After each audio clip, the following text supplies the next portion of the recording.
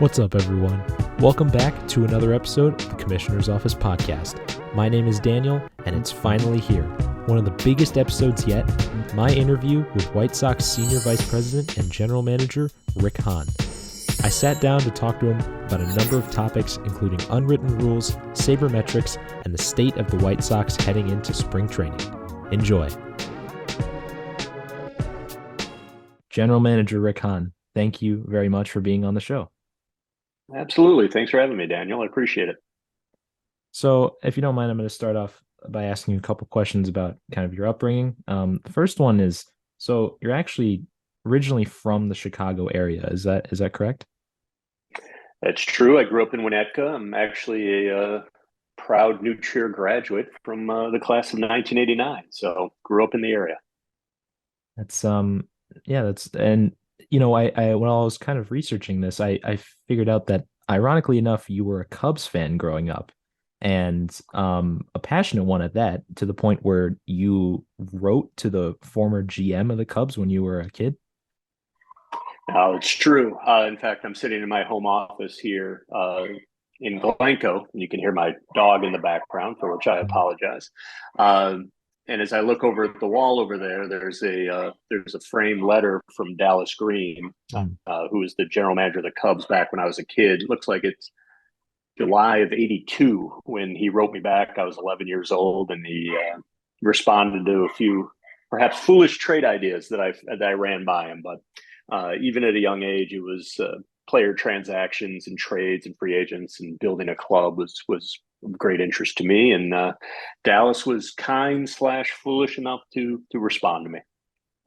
So would you say that's kind of where your interest for baseball started, or does it go back further in your life? I mean, I was a baseball fan as long as I could remember. As you mentioned, I grew up a Cub fan. I remember being at the home opener back in '78 when I was 7 years old. That's probably my earliest baseball memory. And growing up, going there fairly religiously, and evolving into being a White Sox fan over the course of my life. So I've got both sides of this town pretty well covered in terms of the history of my fandom. One thing that really kind of surprised me when I was doing some research on you and your life is that, you actually have a law degree from Harvard, which in my very, unprofessional research is not super common among baseball general managers. So was kind of like working your way through law school and then, later being an agent before winding up working in the front office. Was that always your plan, or did you have a different career in mind? No, it was my plan, but quite frankly, it wasn't a very good plan. Especially since you're right that a law degree is not particularly common amongst front office executives today. I will say it is far, far more common than it was back when I first started looking, which sounds a little silly now, but prior to the days of Theo Epstein or Andrew Friedman, John Daniels, Paul DePodesta, guys with backgrounds similar to my own, that is not having played professionally and instead worked their way up through the front office.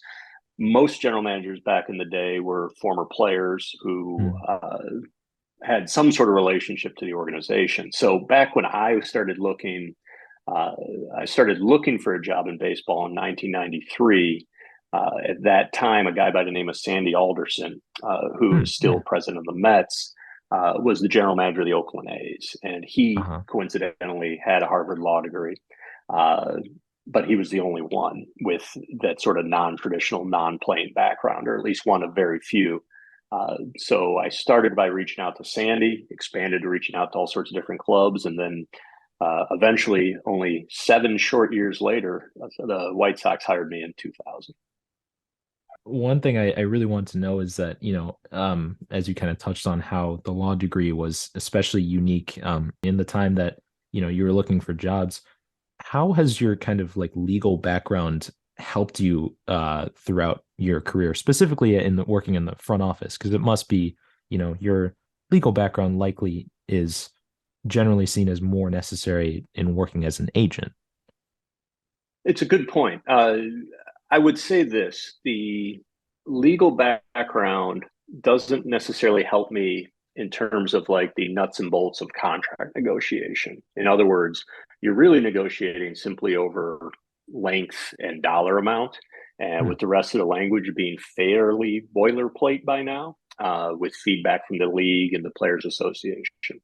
Um, the way the legal background has actually truly helped me, and I hope that my father, who still lives in Winnetka, isn't going to be listening to this to hear this. But back when I was debating what to do after graduating Michigan, one of the reasons he pushed me to go to law school was that he really felt there was something to the sort of quote unquote learning to think like a lawyer.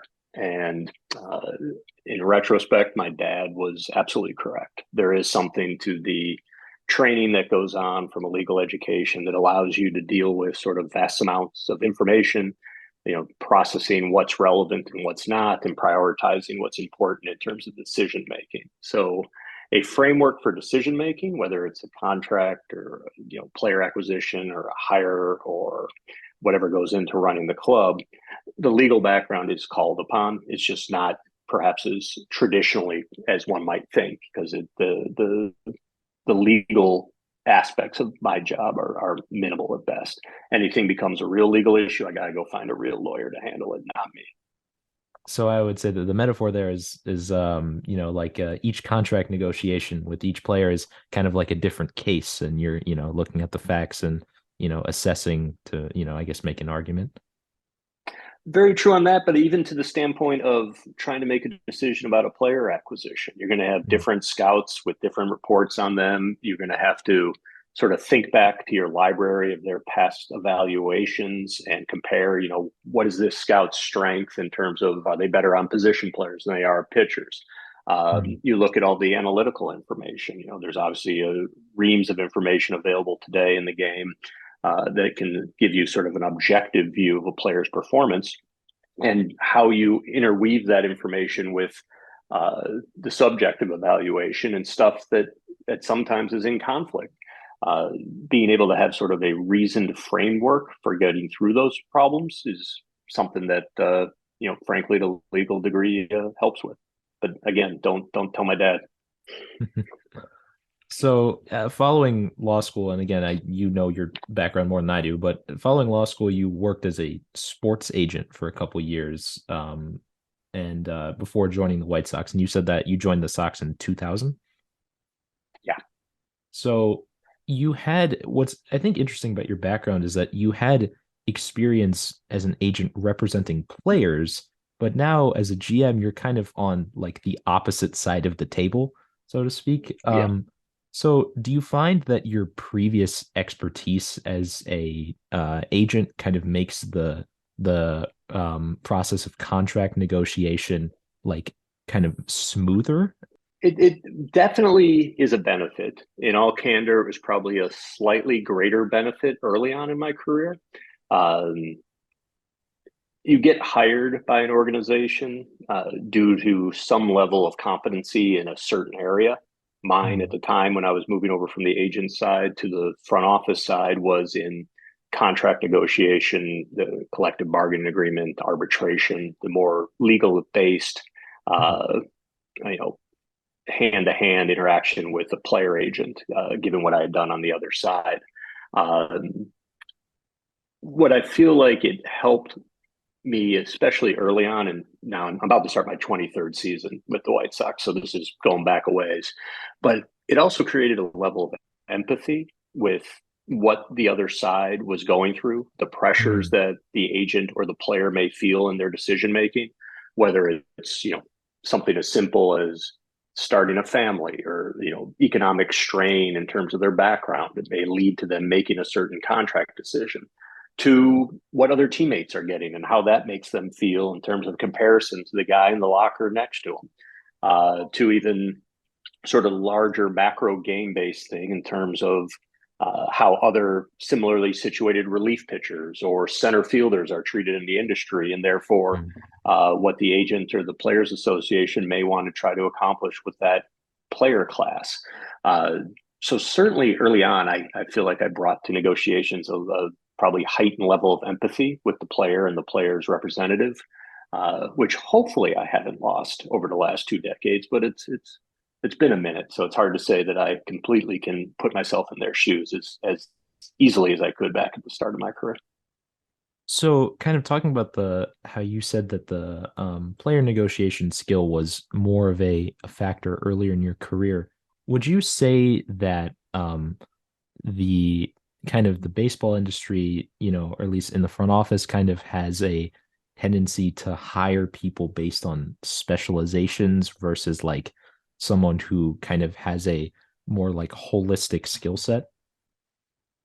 It depends where they're onboarding. Someone right out of college, you're absolutely looking more for the latter of what you described. Someone with broad-based skills, intellectual curiosity, a strong work ethic, and the ability to get along with other people. Given those raw materials, you generally can handle the early entry level assignments and build, your resume from that point and take on more responsibilities as you show what you can handle. I didn't join the White Sox till I was 28, a little bit later. Uh, so at that point, I was sort of, as I came in, expected to bring a little bit more in terms of the coverage area. Mm, Uh, I was, Kenny Williams was promoted from farm director to mm, general manager. The assistant general manager for the previous general manager left the organization. So Kenny was looking for someone who could come in and sort of complement his skills as a scout and a farm director, mm, and have someone cover more of sort of the contract negotiations, rules, trade, kind of stuff along the way. mm. So that was sort of the competency that I brought to the table theoretically, and I built off of that. But a kid right out of college is going to bring a different element, and it's far broader. One more question here about contract negotiation. One thing that kind of popped up in my head while you're talking about the different, kind of factors in negotiation on the side of players. I remembered once you were talking about, well, you said you were talking about how a certain economic situation for the family could affect contract negotiation. It kind of brought me to a memory where, unfortunately, as a Cubs fan, I remember watching, Mm-hmm. I think it was Wilson Contreras. He had some kind of walk-off hit, and he was saying how, like I'm doing this for my family, back in Venezuela. And he um uses a lot of his resources that he makes as a Cub to or formerly as a Cub, unfortunately, to help his family.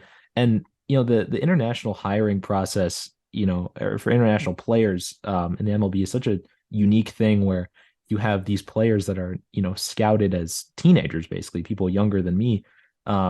So do you find that, I mean, may sound like an obvious question, but do you find that there's a kind of a different approach to negotiating with like players who are very, very young, and maybe in like a Mm-hmm. different, country or different situation? Well, there is. You're absolutely right. It's a different approach when you're in the international market versus the domestic market. First and fundamentally is we have different rules governing them. We have a Mm, domestic draft for high school and college players, whereas international players are subject to free agency once they hit a certain age. Now, you pointed out a very interesting point.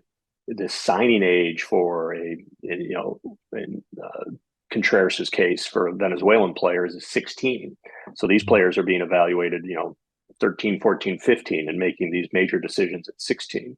Now, generally, they work with a representative, and mm, generally, they work with a Latin-based trainer known as mhm. a Buscone, Yeah. who knows the family and understands the market and has relationships with clubs to help guide them to the right spot.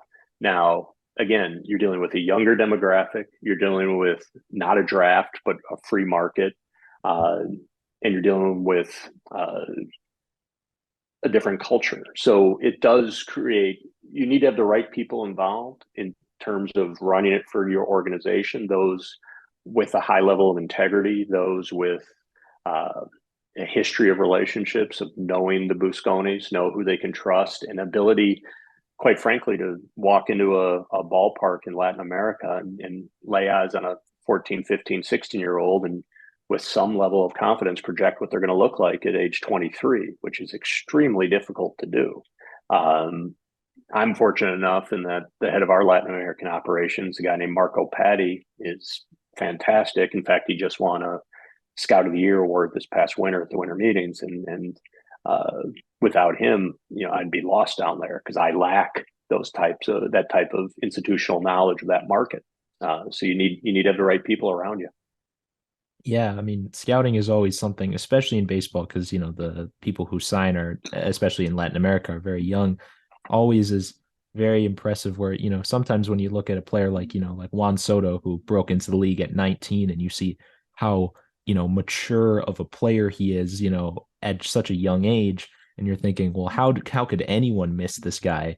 But then you realize that he's taking BP out in the Dominican Republic at 13, 14, 15 years old.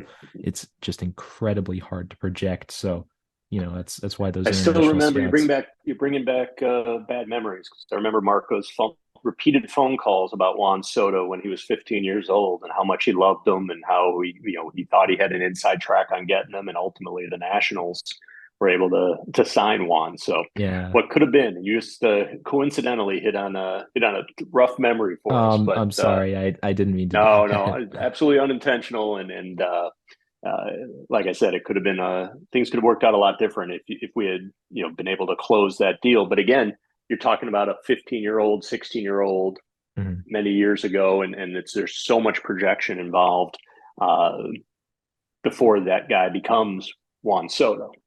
I want to switch topics a little bit to kind of what I mentioned earlier, the generational debates among the baseball community. I think that this is a Mm-hmm. topic that I find again very unique about baseball, and there are a couple things that I think that older fans and maybe younger fans find, they see differently. And the first one of that is, I mean, this one I think relates to you as, throughout your career, you've been regarded as someone who can kind of balance the use of like sabermetrics and physical scouting. I got that specific kind of evaluation from a ESPN article from 10 years ago. My question for you is that the use of sabermetrics is a debate that has kind of sparked a rift between older, more traditional members of the community that kind of are favor going to batting practices and watching pitchers throw and all that versus younger fans who kind of look at more advanced statistics. So do you kind of lean towards one side of that debate in kind of like your evaluating philosophy? Well, let me say this. I would say the subjective evaluations and the objective evaluations are like the two lenses of a binocular. Like you can Mm, look through a binocular and look only through one of the two with your eye closed, but if you're looking through both lenses at the same time, you get a clearer picture. Uh, I see. it's funny. One of the first things I had to learn after becoming general manager is I found myself waiting for the perfect transaction, the one that was going to make total sense to our analysts on the objective side, as well as be supported by our scouts, that would resonate in the clubhouse, that our fans would get and understand, that would make economic sense. And it took me a little bit, probably one full cycle, to realize that those type of opportunities are unicorns. More often than not, there's going to be some conflict between the scouting evaluation and the objective evaluation in terms of who is really available. Yes, scouts and analysts love Juan Soto, as you Mm, alluded to before. Those tend to be more the exception than the rule.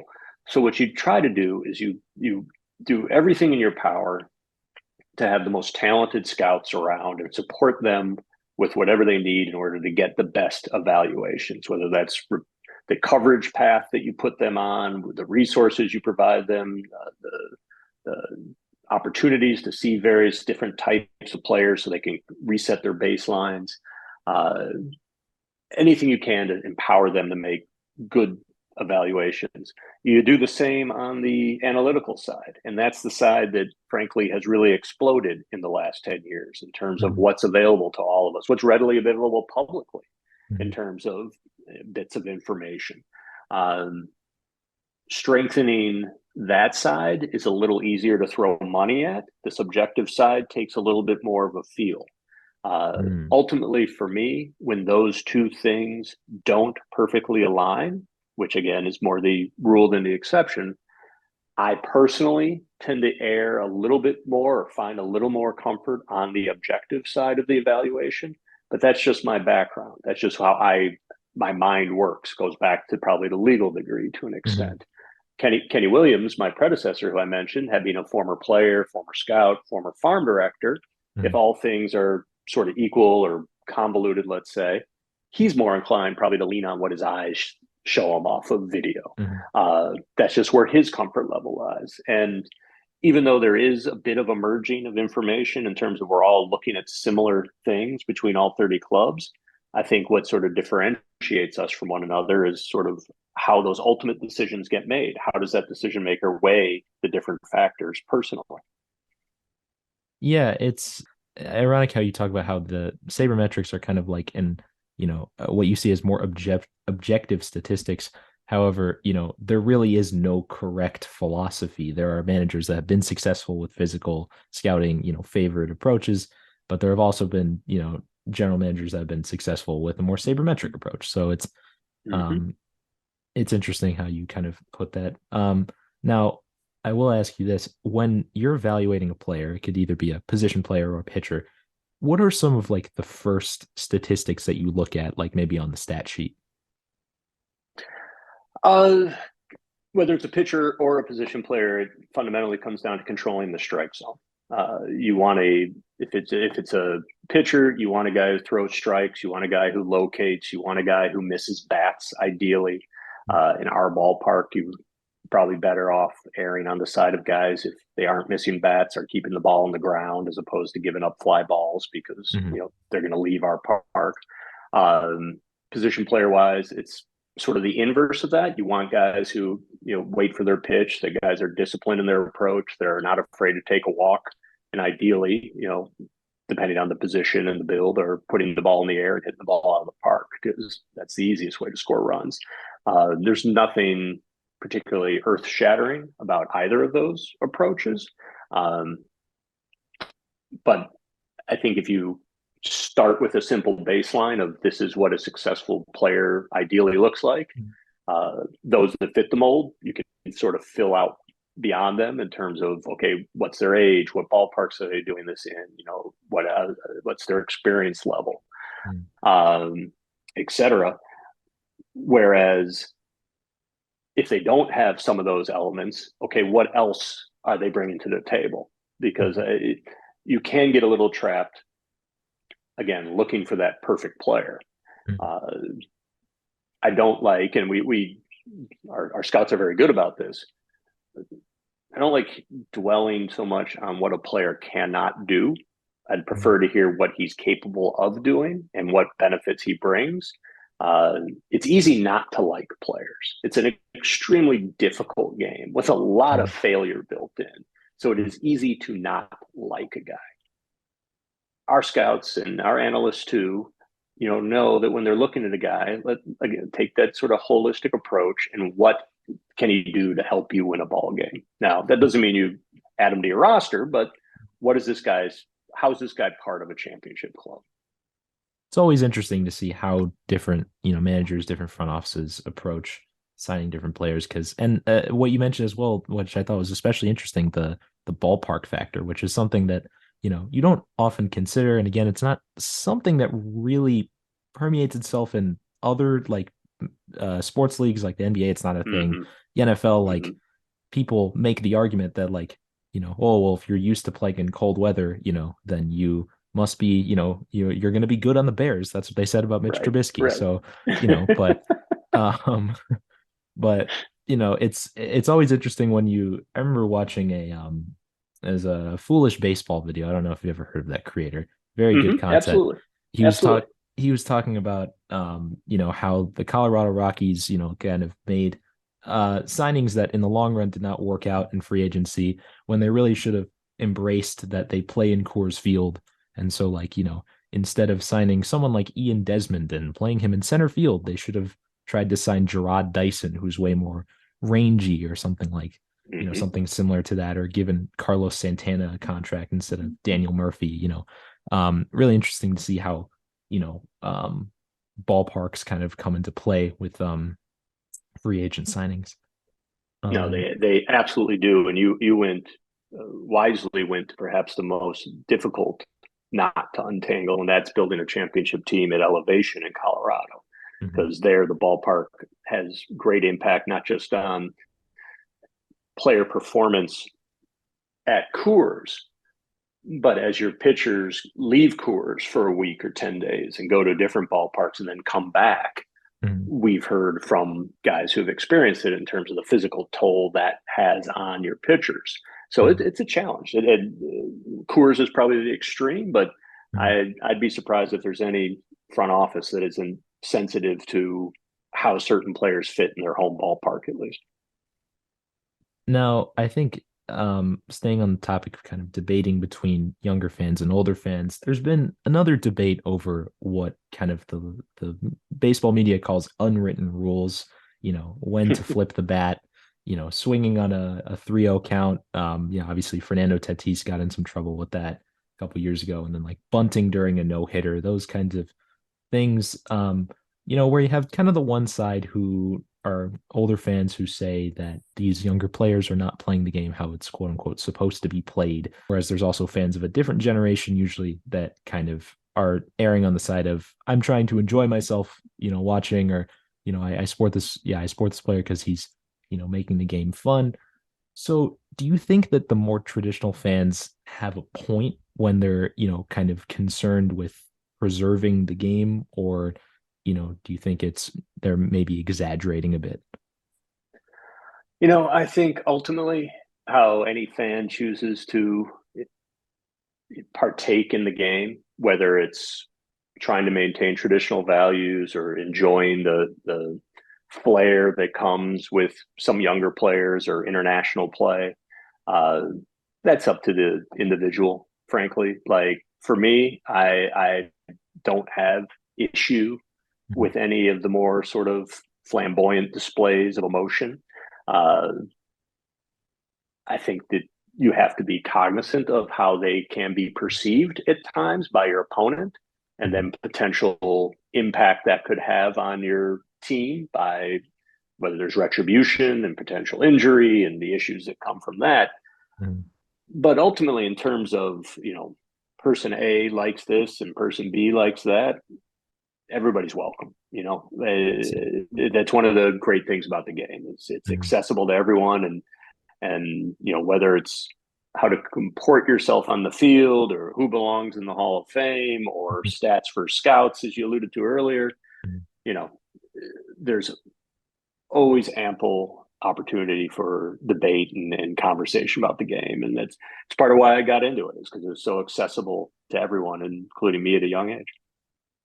Yeah, I mean, I think that there's, an argument to be made on either side about, oh, maybe this rule, should be kept within the game, and or maybe this rule should be taken out, because I think that, you have instances where, like, I don't think there are a lot of people saying that, the Joey Bautista bat flip was an egregious, breaking of the unwritten rules. Like, that made sense in the moment. But, Mm-hmm. what I alluded to earlier about Fernando Tatis swinging on a 3-0 and hitting a grand slam when I think his team was up like 11-4, in that game, I think Eric Hosmer sat him down in the dugout and said, like, look, Mm-hmm. it doesn't matter that we scored runs. Like, what matters is you just have to be aware of these things, and, Right. the fact that they exist. So when, the Texas Rangers were getting mad at him for doing that, it's just something that's part of the game. So I think that there's likely a middle ground to be had there. Um, No, it's definitely the awareness of the how it's perceived. I think is important. Well, frankly, in anything you do, but in that specific regard, definitely being aware of the perception of the opponent and the potential repercussions for that. Uh, I've always sort of been of the mindset though that if you don't want him to flip his bat, you get him out. It's the mm, quickest way to stop that from happening. yeah. Um, Now, being as you are the GM of the White Sox, I do have to ask you a couple questions about the team. Of course. So starting with your new manager, former Royals bench coach Pedro Grifol, and his hiring has been pretty widely applauded by the MLB community, by me included. I believe that it was a pretty good signing. Um, like my question for you is what do you think is the most like or just a valuable quality that he brings to the organization that, during the hiring process, you interviewed him. I believe in one of the articles you were quoted as saying, the interview was supposed to be 30 minutes, but it lasted, a couple hours. So what Yeah. was one of the qualities of his that you really looked at and kind of excited you that he was going to bring to the organization? Yeah. Pedro was actually the second of eight people that we sat down with. And you're right, the original interview, I was in my mind for these first round interviews with each of the eight of them. We're going to be between 90 and 120 minutes. And Pedro's went 3.5 hours that first interview. And I think what one of the, or perhaps to answer your question, the most important attributes that sort of captured me in our excitement about how he fits for this club uh, were his communication skills and his energy. Uh, it's funny. I've been around a lot of different managers and a fair amount of managerial hires at this point in my career. I don't remember hearing from so many different people around the game, whether it's players, other coaches, other managers, people with the MLB offices, agents, to a man and woman, like saying how thrilled they are that Pedro is getting this opportunity.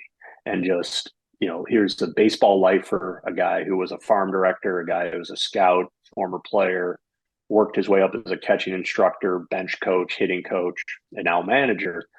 It's a guy who paid his dues, who has experienced sort of every element of a baseball clubhouse, major league and minor league. And his ability to relate to different types of players and to put them in the best position to succeed, I think are going to serve this club very, very well going forward. And we're very much looking forward to getting started with him in earnest next week. I see. So someone who you kind of see as, almost like a larger than life, figure in the world of baseball. He's done a lot of things and a lot of. Yeah, he's done a lot of things, but it's a cliche or trite at this point, but he's a baseball guy. Like Mm. he is a dyed in the wool. Like in basketball, the equivalent's a gym rat. Like he Mm. is a baseball guy. He's not going to be sort of a larger than life, you know, bombastic type of personality, flamboyant type of I personality see. who's going to be a lightning rod for attention. Mhm. Uh, but he is a seasoned, wise, high energy baseball man who is able to Mm. uh, relate to players and I think put him in a great position to succeed. I see. Okay. So I think something that, is often undercovered probably by baseball media, especially for contending teams, is the minor leagues. And, I saw this with my Cubs during their postseason runs, in the Mm-hmm. last 5 years where kind of they were doing very well, or well, I don't know, they were doing, They moderately did very well, well, but very well. after the World Series, but no one was really kind of thinking, wait a minute, do we have any other prospects in the minor leagues? And, is that really a big thing? And obviously it has kind of come back to bite them in the last couple of years. So for you, as someone who, as the GM of the White Sox, what are some aspects of the farm system in its current state that, maybe certain position groups, players, whatever, who you are really excited about in the foreseeable Mm-hmm. future? We, as part of our process of rebuilding this club, we were able to acquire some pretty high impact young players. I think that drove our, you know, overall club ranking and the prospect rankings, the top two or three for a couple of years there. And as some of those guys have graduated to the big leagues, understandably, the prospect ratings fall off for the farm system. Uh, I think we actually exacerbated that fall, not for any reason that frankly matters. The rankings don't really matter. But we went very young with our Mhm. drafts. We had a couple of high school kids in a row. Colson Montgomery, who's now a top 100 prospect. Mhm. Noah Schultz last year, a local pitcher who Yeah. graduated out of high school. And we also obviously invested internationally. So Mhm. our system is young, And between the sort of COVID, the non-existent COVID season, and only having limited years of pro experience, I think it's going to take a little time for some of these guys to rise up the prospect rankings and pull up the farm system rankings with them. That said, the purpose of the farm system is to do two things. One, provide impact talent for Chicago, and two, to provide raw assets that we can trade to bring impact talent to Chicago. As we sit right now, one of the leading candidates to be our opening day right fielder is Oscar Colas, homegrown player. We had a quiet offseason in terms of trades, but we did have strong interest in many of our young players. So I know whether it was the trade deadline at 21 where we made a bunch of trades, or over the course of hopefully the coming months, I know that the young assets are there to get this additions at the big league level if we need them. And you can kind of see, obviously, there are certain players where you have traded, like you traded for a guy like Yoan Moncada in the Chris Sale trade, and then you have guys like Luis Robert, or Luis Robert, who was an international signee out of Cuba. So it's always interesting to see how the blend of kind of acquired from trades or homegrown players, but obviously you want a pretty good mix. Absolutely. So as for the major league team, the White Sox, they finished 500 last season, and they have, key free agents such as Jose Abreu, a guy who really was almost the de facto captain of the squad for a while, and as well as guys like Johnny Cueto, who put in a good season with the Sox leaving the team, as well as a first-year manager. However, I still, even as a Cubs fan, I still find the Sox to be a very intriguing team, as a lot of the core is still there, like Giolito and Cease and Moncada. So how excited are you to watch this team in 2023? Because even I'm excited. Yeah, we're all very excited, and for different reasons, frankly. 2022 was an extremely disappointing season for all of us. We had an inordinate amount of injuries, but every team has injuries and has to find a way to fight through them. But coming off of back-to-back playoff appearances in 20 and 21, and being, projected favored to win the division and potentially make a World Series run, the team just seemingly lacked a bit of hunger last year, a little bit of an edge. We kept sort of waiting for, okay, come May, this is when we're going to turn it on, or this 10-game stretch is when the opponents line up in a way that now we're going to make our run. And we made a little burst come August and September, but obviously it was too little, too late. And I think this year's team is coming into it with a bit of a chip on their shoulder, a bit of an edge, a bit of something to prove. I think, again, the energy and the spark that Pedro and his coaching staff are going to bring will be of great benefit to us. We're absolutely going to miss the clubhouse presence of a guy like Jose Abreu. It's going to be weird not seeing him in spring training for the first time in a decade. Yeah. But bringing in a guy like Andrew Benintendi helps balance out our lineup, improves our defense by, moving Andrew Vaughn back to first base, his natural position, and helps create a different type of lineup in the defensive configuration that we think is going to favor us. In the end, we have a lot to prove to earn back the trust of Sox fans. But we're excited about the way this thing is heading. Yeah, I mean, with teams, even in disappointing seasons, there's always bright spots. And you mentioned Andrew Vaughn. He's poised for an even better season than he had last year. And so I'm sure you're looking for guys like, Moncada to, kind of have a better season that they can play up to the potential to do. Maybe a little bit of a personal question for me, but it's one that I've had on my mind for a while. Maybe a little off topic, but did you by any chance speak at the play-by-play SBC camp, maybe like in 2018? What's up, guys? It's Daniel doing some editing here. For reference, the SBC play-by-play camp that I'm referring to here was a summer camp that I used to attend as a young lad. And it gives kids the opportunity to learn about sports broadcasting as it's ran by professionals in the sports journalism industry. one thing they would do is bring in other people from within the sports journalism industry, and you would have the chance to ask them questions. So that is what I'm referring to right there in the episode. All right, back to the show. All right, I that spoke time. at two of them. There was my son, my older son Jacob, who's a sophomore in college now, attended those camps, and I spoke at, I want to say it was like a hotel in Skokie, Yep. and maybe Chuck Garfien was there. Does that Yep. ring a bell? Is that were you in attendance at that?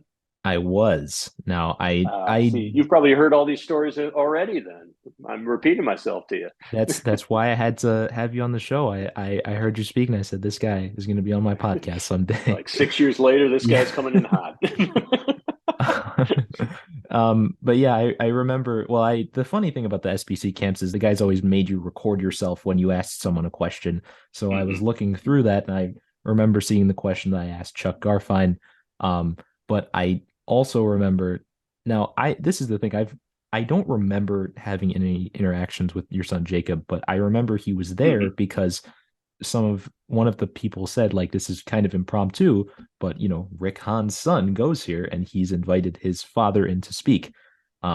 So I do have a very vague memory of asking, I believe it was you, if the Uh-huh. Sox won the Jose Quintana trade, which I will not make you I will not make you answer that because I think I know what the answer is. Yeah, I'll let you answer that one instead. Yes, that one was okay. I mean, I will say Jose Quintana, he's had a little bit of a career resurgence with the Pirates in the last couple seasons, and Mhm.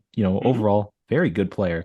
But yeah, He's seeing and a fantastic guy and yeah, a wonderful guy. In fact, like that was one of the harder calls I had to make when we were doing the rebuild was calling Jose mm, and telling him he'd been traded.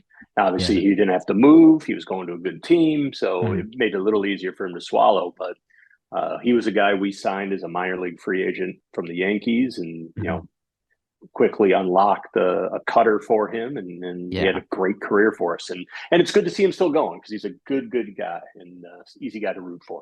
Yeah, it was and it was hard to see him, struggle as he did, especially in the later seasons with the Cubs, especially since like the thing about that trade that really kind of irks me to this day is that not necessarily that we gave up Eloy Jimenez and Dylan Cease, although it does sting a little bit, but it's also that, I believe in one of Quintana's first starts for the Cubs was against the Orioles away, and he had like 14 strikeouts in the game, pitched Mm-hmm. like 8 Mm-hmm. innings and we're like, this is going to Yep. be good.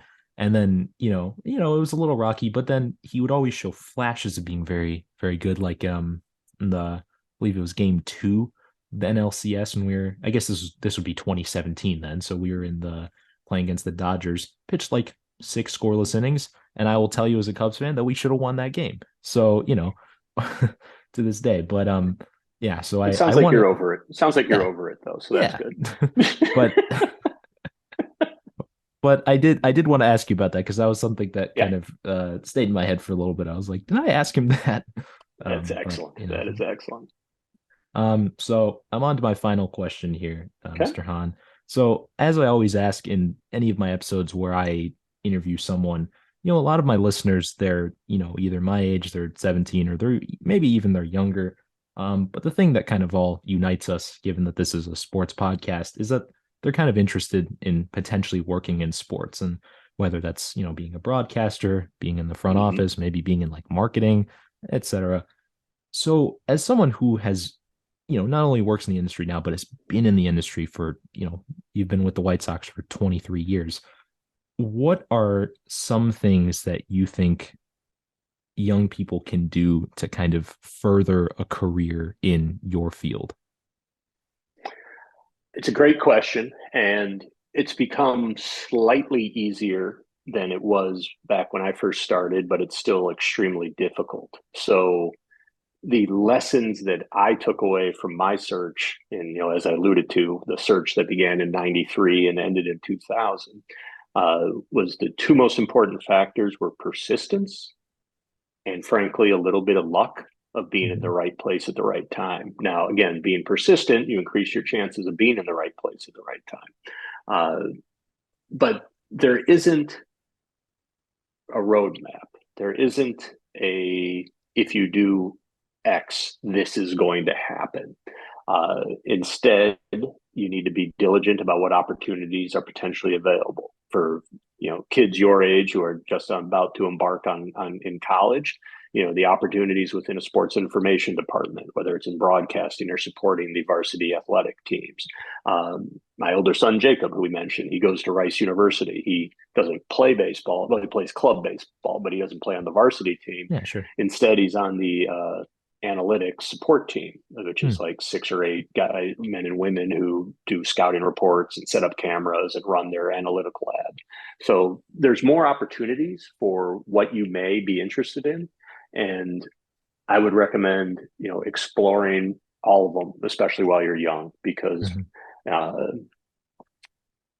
really over time, your options may narrow a little bit, as whether it's because of economic or family reasons or your own desire to get going on something. But when you're young, explore those opportunities. Don't, find a reason to say yes to different chances when you're young, and you never know what's going to pan out from them. So just be inquisitive, be persistent, and know that there's no clear path. So don't get too frustrated too easily. Well, guys, that's going to do it for another episode of the Commissioner's Office podcast. Special thanks again to Rick Hahn for coming on the show.